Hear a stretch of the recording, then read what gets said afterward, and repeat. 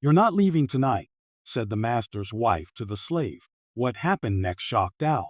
In the deep South of the 1840s, a single sentence spoken behind a closed door would change the destiny of an entire plantation. It was not shouted. It did not need to be. Those quiet words carried more weight than chains or orders ever could. This is a story born from silence, of a young enslaved woman whose calm presence unsettled the powerful, and of a household where secrets lived longer than truth. What happened that night would be whispered for years, long after the fields fell quiet and the house itself began to crumble. This story takes place at Magnolia Hollow, a cotton plantation shaped by rigid rules and unspoken fears. Margaret Bellamy, the plantation owner's wife, lived surrounded by comfort but starved of choice. Among the enslaved was Lydia Moore, known for her handmade healing paste, dark, earthy, and trusted when doctors failed. Watching from the edge of every room was Caleb Turner, the overseer's son, raised to command but slowly learning to question. Their lives were meant to remain separate, but history had other plans. If you enjoy powerful historical stories like this, subscribe and like my channel to support more meaningful storytelling. The evening air was thick when Lydia Moore finished her duties inside the main house. The oil lamps flickered softly, casting long shadows across polished floors. Lydia moved with care, her posture trained by years of observation. Never hurried, never careless. Across the sitting room, Margaret Bellamy watched her in silence. Margaret was a woman admired for her grace and composure, yet few noticed the tension that lived behind her eyes. Marriage had granted her authority over rooms and routines, but not over her own life. "Lydia," Margaret said at last, her voice low but steady. Lydia stopped and turned, keeping her gaze lowered. "Yes, ma'am?" "I've heard," Margaret continued, "that you prepare healing pastes. Strong ones." "Yes, ma'am. My mother taught me," Lydia replied. "Roots, ash, and oil." Margaret nodded slowly. "My husband's joints trouble him again. Bring the paste." Lydia inclined her head and stepped toward the door. Then the chair scraped softly against the floor. "You're not leaving tonight," Margaret said. The words fell gently, but they struck like thunder. In the corridor outside, Caleb Turner froze mid-step. He had been sent to collect documents, but the stillness in Margaret's tone made him pause. Through the narrow opening of the door, he saw Lydia straighten, not with fear, but with quiet awareness. Lydia turned back. "Ma'am?" Margaret hesitated, glancing toward the staircase before meeting Lydia's eyes. "There are matters," she said carefully, "that require trust and silence." Far away, thunder rolled across the fields. None of them yet knew that this moment, this sentence, would unravel loyalties, awaken forbidden bonds, and set into motion events Magnolia Hollow could never undo. The storm did not arrive that night, but the air remained heavy with its promise. After Margaret Bellamy dismissed the other servants, Lydia Moore was left standing alone in the lamplit sitting room, her hands folded neatly at her waist. Silence stretched between the two women, uneasy, searching. Margaret turned the key in the parlor door. The sound was soft, yet final. "Do not be afraid," she said, as if the words were meant for herself as much as for Lydia. "You are not in trouble." Lydia had learned that reassurance often came before something else entirely. "Still," she nodded. "Yes, ma'am." Margaret gestured toward the small writing desk by the window. "Sit," she said. Then, seeing Lydia hesitate, she added, "Please." That single word, "please," felt unfamiliar in Lydia's ears. She sat carefully on the edge of the chair, eyes still lowered. Margaret paced once, then stopped. "I have watched you," Margaret said. "Not in the way my husband watches people. I notice how you listen, how others come to you when they are hurt." "They come quiet," Lydia replied. "Pain don't like noise." Margaret studied her, struck by the simple certainty in the young woman's voice. "I have pains too," she said softly. "Not in my body." Lydia lifted her eyes for the first time. What she saw was not authority, but loneliness, deep and carefully hidden. Before either could speak again, a floorboard creaked outside. Caleb Turner stepped back from the door, his heart beating faster than he cared to admit. He had no right to be listening, yet something stronger than habit kept him rooted there. His father, the overseer, would have called this curiosity dangerous, but Caleb felt drawn by a sense that something important was unfolding. Inside, Margaret opened a drawer and removed a small cloth bundle. "Your salve," she said. "I asked for it, but not for my husband." Lydia understood then. The request was not about aching joints or household duties. It was about trust. "This stays here," Margaret continued, "and so do you, for a while. No one will question it." Lydia's fingers tightened in her lap. "Ma'am, staying brings questions of its own." Margaret met her gaze. "That is why I need your honesty." Outside, Caleb shifted his weight, the words pressing into him. He had grown up believing the world inside Magnolia Hollow was fixed, roles assigned, futures decided. Yet now he heard uncertainty in the very voice that ruled the house. Days passed, and Lydia was kept close to the main house under the excuse of nursing duties. She applied her dark salve to Margaret's wrists at night, the room quiet except for the ticking clock. With each evening, words began to replace silence, careful ones at first, then braver. Margaret spoke of letters she was not allowed to send, of opinions she could never voice. Lydia spoke of her mother, sold away years earlier, and of learning which plants healed and which harmed. Caleb watched from a distance. He found reasons to pass the sitting room, to linger in the garden where Lydia gathered herbs. When they finally spoke, it was brief. "You should be careful," he said quietly one afternoon, when no one else was near. "So should you," Lydia replied, meeting his eyes. There was no accusation in her tone, only truth. The bond between the three grew not from affection alone, but from shared risk. Each knew that discovery would mean ruin, though ruin would look different for each of them. One evening, Margaret received a letter that left her pale and trembling. She folded it quickly when Lydia entered. "They are coming," Margaret said. "Family. Important ones." Lydia understood what that meant. Watchful eyes, tightened rules. Margaret reached for Lydia's hand, then stopped herself. "When they arrive," she said, "everything must appear unchanged." Lydia nodded. "Appearances are strong," she said, "but they crack." From the hallway, Caleb overheard enough to know one thing for certain. Whatever was beginning inside Magnolia Hollow could no longer be undone, and the storm, at last, had begun to move closer.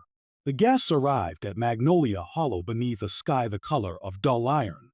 Carriages lined the drive, their wheels cutting deep tracks into the soft earth, as if marking the land for judgment. With them came sharp eyes, practiced smiles, and a hunger for control that could be felt even before a word was spoken.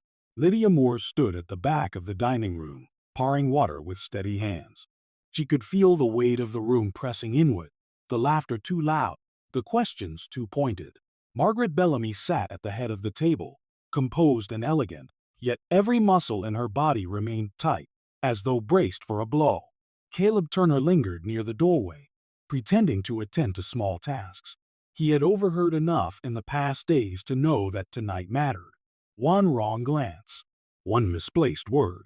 During supper, Margaret's sister-in-law, Mrs. Harlan, leaned closer. "You seem pale, Margaret," she said sweetly. "Illness in the house?" Margaret smiled. "Just fatigue. The season has been demanding." Mrs. Harlan's eyes flicked briefly toward Lydia. "You keep this one close." The room seemed to still. "She has skill," Margaret replied evenly. "That is all." Later that night, thunder finally broke. Rain hammered the roof as the household retired. Lydia was instructed to remain in the smaller sitting room adjacent to Margaret's chambers, a lamp left burning as excuse for her presence. Margaret entered quietly, her composure finally giving way. "They suspect," she whispered. "Not of everything, but enough." Lydia stood. "Then I should go." Margaret shook her head. "No." Leaving now would confirm it. Before Lydia could respond, the door opened. Caleb stepped inside, rain clinging to his coat. "You must listen," he said urgently. "My father," he spoke with Mrs. Harlan. "They believe you're hiding something here." Margaret's breath caught. "What kind of something?" Caleb hesitated. "They don't know. That makes it worse." At that moment, footsteps echoed in the hall. Voices followed, firm, expectant. The door swung wide, and Mr. Bellamy entered with Mrs. Harlan close behind. "What is the meaning of this?" Mr. Bellamy demanded, taking in the scene, his wife standing too near the enslaved woman, Caleb present without summons. Margaret stepped forward. "This ends now," she said, her voice steady despite the storm raging inside her. "You wanted honesty. Here it is." The room seemed to shrink. "She has been treating me," Margaret continued, gesturing toward Lydia, "but not just with remedies. With truth. With dignity." Mr. Bellamy laughed once, sharp and disbelieving. "You forget yourself." "No," Margaret said. "For the first time, I remember myself." Mrs. Harlan gasped softly. "This is improper." "It is human," Margaret replied. Caleb moved beside Lydia, an unconscious choice that did not go unnoticed. Mr. Bellamy's gaze hardened. "You," he said to Lydia, "you will leave this house at once." Lydia lifted her chin. "I have done nothing but heal." "And poison," Mrs. Harlan snapped. Margaret's voice cut through the room. "Enough." Thunder crashed overhead, shaking the windows. For a long moment, no one spoke. Then Mr. Bellamy turned away, anger radiating from him. "Tomorrow," he said coldly, "this will be dealt with." When he left, the silence that followed was heavier than any shout. Margaret sank into a chair, the cost of her words finally settling in.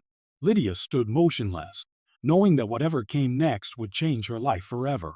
Caleb looked between them, his future no longer clear, but his choice already made.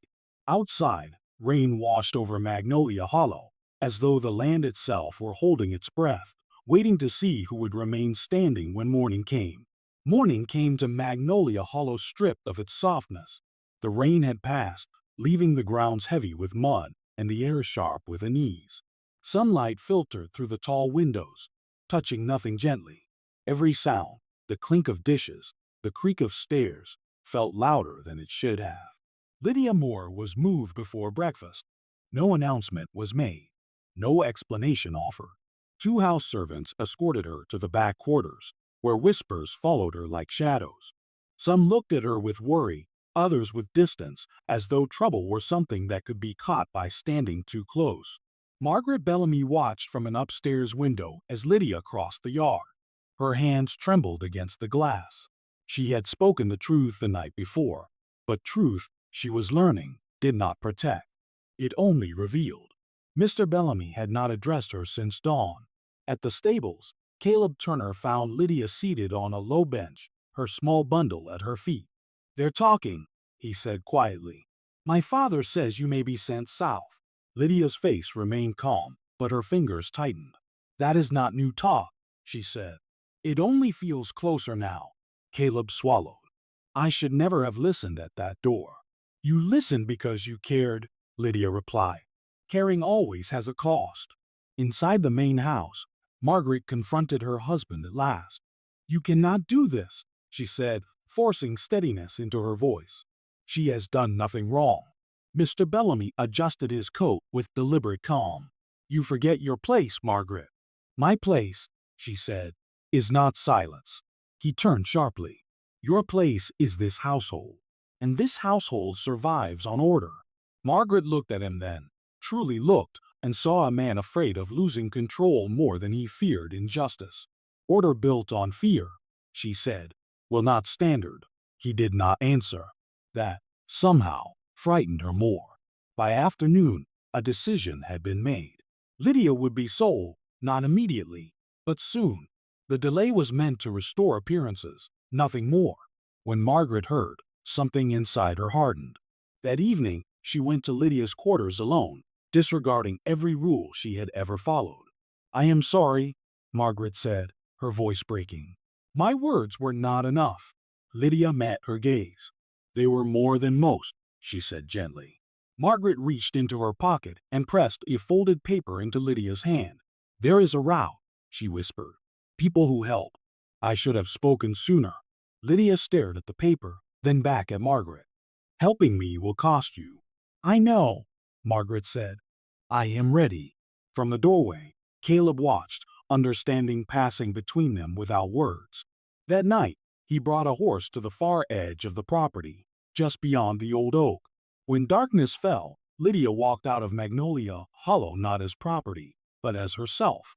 Margaret stood in the shadows of the porch, every breath of farewell she could not speak aloud. As Lydia disappeared into the trees, Caleb mounted his own horse and turned away from the house that had raised him. He did not know where he would go, but he knew who he would no longer be. By dawn, Magnolia Hollow looked unchanged. The fields waited. The house stood tall, but something essential had left with the night, and those who remained would never again mistake silence for peace. Weeks passed, yet Magnolia Hollow felt permanently altered, as though the land itself remembered what the house pretended to forget. The cotton groves grew tall, white and heavy, but the rhythms that once governed the plantation no longer settled as easily. Margaret Bellamy moved through her days with quiet purpose. She spoke less at the table, avoided the sitting room where truth had been spoken too plainly. Mr. Bellamy noticed the change, but did not name it. To acknowledge it would be to admit that something beyond his control had taken root. Rumors traveled faster than wagons. Some said Lydia Moore had been sold in the night. Others claimed she had fled. No one agreed, but everyone whispered. The enslaved quarters carried the story differently, not as rumor, but as hope spoken carefully, as though too much belief might break it. Far from Magnolia Hollow, Lydia walked beneath unfamiliar skies. The road was narrow, the nights cold, but each step carried her farther from the life that had been chosen for her. The folded paper Margaret had given her passed from hand to hand, opening doors that were never spoken of aloud. There were moments of fear, moments when turning back felt easier, but she did not. She carried with her the knowledge that she had been seen, not as labor, not as silence, but as a person. Caleb Turner did not return home. For a time, his absence was explained away as youthful restlessness. His father spoke of him less with each passing day, as though omission might erase disappointment. Yet Caleb worked where he could, learning from those who had lived without privilege, listening more than he spoke. He often thought of Magnolia Hollow, not with longing, but with clarity. Leaving had cost him comfort, but it had given him something steadier. Choice. One afternoon, a letter arrived from Margaret, unmarked and brief. She read it alone, her hands trembling. I am safe. I am learning. Your courage mattered. No name followed. None was needed. Margaret folded the letter and pressed it into the pages of a book she kept hidden. From that day on, she began to change in ways that could not be easily undone. She questioned accounts. She delayed decisions. She protected small mercies where she could. It was not freedom, but it was resistance. Mr. Bellamy sensed the shift. You think yourself changed, he said once, but this world does not bend. Margaret met his gaze calmly. It already has. The plantation continued. It always did. Yet something fragile and powerful had been set in motion, something that could not be sold or silenced. Lydia, traveling north under borrowed names, felt it too. Each dawn arrived with less fear than the one before. Each night carried possibility instead of dread. The paths of those three, Margaret, Lydia, and Caleb, no longer crossed in place or time, but they were bound by a single truth. That one moment of courage, spoken softly, could undo a lifetime of obedience. And Magnolia Hollow, for all its fields and walls, would never again hold them in the same way. Years later, travelers passing near the old road by Magnolia Hollow would say the land felt quieter there, not peaceful, exactly, but reflective, as if it remembered more than it revealed. The great house still stood, its white columns weathered by seasons that did not pause for regret or pride. Life continued, as history often insists it must. Margaret Bellamy grew older within those walls, her hair streaked with silver, her posture softer, but her eyes clearer than they had ever been. She was never praised for the changes she made, because she made them quietly, protecting families from separation when she could, delaying sales, listening where once she had obeyed. No one wrote songs about her courage, but in the spaces where suffering might have been sharper, mercy lingered instead. She kept one book locked away, its pages worn from careful reading. Inside, a single letter remained folded, The ink faded but legible. On nights when the house grew too still, Margaret would open it and remember the moment she chose truth over comfort. She did not pretend it redeemed everything, but it redeemed her. Caleb Turner never returned to Magnolia Hollow, not even in passing. His life unfolded across towns and rivers, in workshops and fields where hands were judged by skill rather than birth. He learned slowly, often painfully, what it meant to unlearn power. There were moments when he wondered if leaving had been enough. But then he would remember the night rain washed the dust from the road, and how choice, real choice, had felt in his chest. He carried that memory like a compass, guiding him toward a life that asked more of him than obedience ever had. As for Lydia Moore, her name changed more than once, as safety required. But her purpose never did. In a small northern town, she became known for her remedies, salves dark with ashen oil, steady hands that did not shake. People came to her with burns, fevers, and pains that had no name. She listened first. Always. Sometimes, when she worked late into the evening, she would pause and think of Magnolia Hollow, not with bitterness, but with clarity.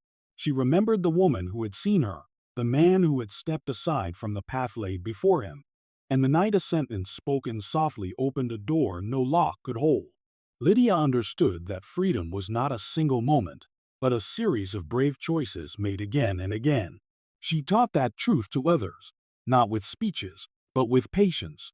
The world did not change all at once. In many places, it resisted fiercely, but change, like water, found its way through cracks. What happened that night at Magnolia Hollow never appeared in records or ledgers. No official account marked its importance. Yet its echo lived on, in altered paths, in lives redirected, in courage passed quietly from one heart to another. History often remembers the loudest voices, but sometimes it is the softest sentence, "You're not leaving tonight," that changes everything. And long after the house aged and the fields were replanted, the truth remained. One moment of humanity can outlast a lifetime of silence.